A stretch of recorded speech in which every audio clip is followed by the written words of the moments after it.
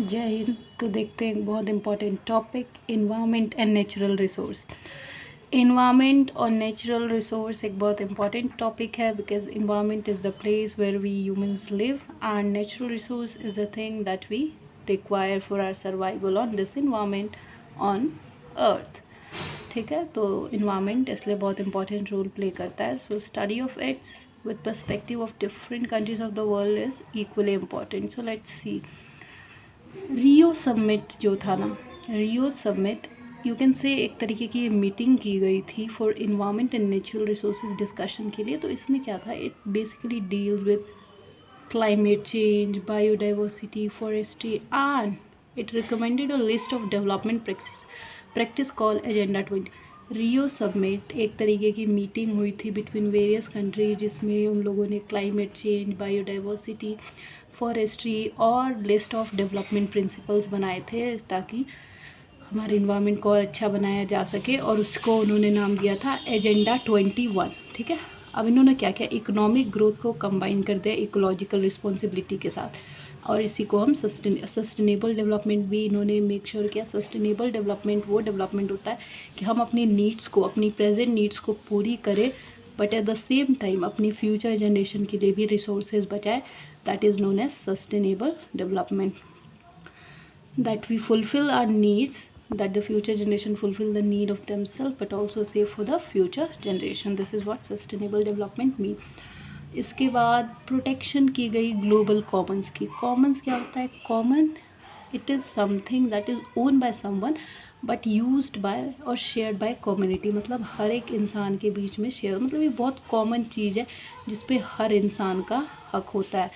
तो global commons own by anyone but rather share by community. ठीक है, पूरी कम्युनिटीज़ को यूज़ कर सकती है ग्लोबल कॉमन्स को। ग्लोबल कॉमन्स है मतलब पूरी दुनिया में कोई भी कर सकता है। जैसे मान लीजिए इसका एग्जांपल हम ले सकते हैं, और सबसे एग्जांपल लेने समझने से पहले सबसे पहले मैं आपको एक ये भी समझा दूँ कि जैसे मान लीजिए कुछ रीजन्स भी हैं हमारे अर्थ पे, जैसे Antarctica, ocean floor, outer space, ये है जो है ना, ये किसी भी स्टेट के जुरिस्डिक्शन के अंदर नहीं आते, मतलब किसी भी कंट्री के अंदर ये प्लेसेस नहीं एग्जिस्ट करते। तो इसीलिए ये सब भी क्या हैं, दे आर ग्लोबल कॉमन, मतलब सभी दुनिया में जितनी कंट्रीज़ हैं सबका इक्वली हक है इस पर। ठीक है, जैसे मान लीजिए कि जैसे तिब्बत है, उस पर इंडिया क्लेम करता है कि तिब्बत हमारा रीजन है, चाइना भी क्लेम करता है, पर जैसे Antarctica, ocean floor, outer space, इन जैसे जगहों पे कोई भी कंट्री क्लेम नहीं कर सकती। So it is basically a global common thing.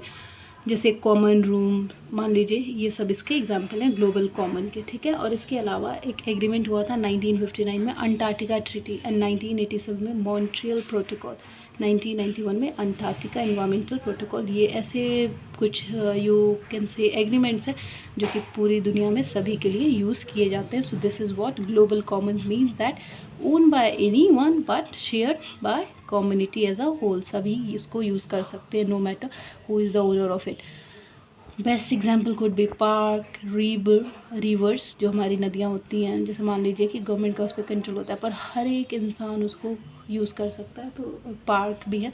तो ये सब चीज़ें होती हैं ग्लोबल कॉमन। ठीक है, common but differentiate responsibility. Common भी हो पर उस पर डिफ्रेंशिएट रिस्पॉन्सिबिलिटी हो। जैसे मान लीजिए कि कोई ऐसी चीज़ है, कोई ऐसा रिसोर्स है जो कि बहुत कॉमन है पर उस पर लोग यूज़ कर रहे हैं, उसकी रिस्पॉन्सिबिलिटी सेट की गई हैं कि आपको इस तरीके से यहाँ पे लिमिट्स में रहना है, आपको ये हरकतें यहाँ नहीं करनी है। So that is what common but differentiated responsibility means. Common property resource. Common property resource जो है, it is one of the very important property kind of property resource which is available at the public level, means anyone can use it। for example India stand on environmental issue, जैसे India ने अपना stand लिया था environmental issue पे, तो ये भी एक इन्वामेंट और नेचुरल रिसोर्स का एक इम्पॉर्टेंट कंपोनेंट है जो एक हमारी कंट्री इंडिया ने लिया था, जिसमें उसने क्योटो प्रोटोकॉल अगस्त 2002 में साइन किया था। Kyoto protocol basically talks about this issue that is related to environment and natural resources. G8 meeting में जून 2005 में G8 मीटिंग करवाई गई थी। तो इसमें इंडिया जो है, इसने पर कैपिटा इमिशन रेट जो है डेवलपिंग कंट्रीज़ का, उसके बारे में बात किया था कि भाई इसको ध्यान में लेना चाहिए। ठीक है, participating with number of programmes, बहुत सारे प्रोग्राम्स भी इंडिया लाया और इसने बोला कि we should be focusing on these programme. Energy conservation act pass करवाए गए 2001 में, इलेक्ट्रिसिटी एक्ट 2003 में पास करवाए गए। एनर्जी कंजर्वेशन एक्ट जैसे पेट्रोलियम, कोल, इन सब पे फोकस करता था, ठीक है। और इलेक्ट्रिसिटी एक्ट 2003 इलेक्ट्रिसिटी डिपार्टमेंट पे फोकस करता था। SAARC country should adopt common position on global environment issue. SAARC जो है साउथ एशियन रीजनल कंट्रीज़, तो इन्होंने एक कॉमन पोजीशन अपनाया था ग्लोबल इन्वायरमेंट इशू ने, मतलब इन सब ने मिल के अपना एक ग्रुप बना लिया था and they decided that will be working on a global level environment issue, will be contributing to that.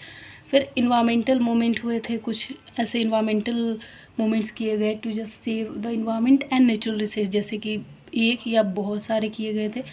Some work कुछ इंटरनेशनल लेवल पे काम करते हैं, कुछ लोकल लेवल पे काम करते हैं। वैसा तो नहीं है कि सिर्फ अगर हम ग्लोबल लेवल पे ही मूवमेंट किए होंगे इन्वायरमेंटल लेवल पे, लोकल लेवल पे भी तो हमारे इन्वायरमेंटल्स हो, लोकल लेवल पे और इंटरनेशनल दोनों लेवल पे इन्वायरमेंट मूवमेंट देखने को मिले थे।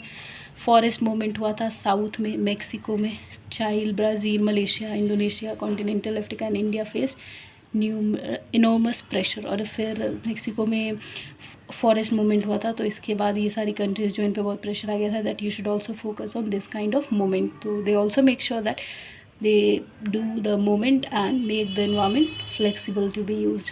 फिर बहुत सारे मेगा डैम्स बनाए गए for the welfare of environment, for the welfare of its people, for the welfare of country. तो mega dams are very essential, like जब ज़्यादा रेन होती है तो बाढ़ वगैरह आने का खतरा कम हो जाता है डैम से। तो इन्वायरमेंट एंड नेचुरल रिसोर्सेज में dams is also one of the most important component in which government paid attention to. Resource geopolitics, अब रिसोर्स है तो जियोपॉलिटिक्स का आना ज़रूरी है। क्यों? क्योंकि हर कंट्री को ज़रूरत है रिसोर्सेज की। So here we combine resource with geopolitics, like कि किसको कितना मिला, कब मिला, कहाँ मिला, कैसे मिला, मतलब किसको कितने रिसोर्सेज मिल रहे हैं। जैसे मान लीजिए गल्फ़ कंट्री में ऑयल ज़्यादा होता है, किसी कंट्री में कॉटन ज़्यादा है, किसी कंट्री में कोल ज़्यादा है। जैसे हमारे इंडिया में Jharkhand is very good source of coal, petroleum, this things. So ये सब चीज़ें रिसोर्स जियोपॉलिटिक्स में देखा जाता है।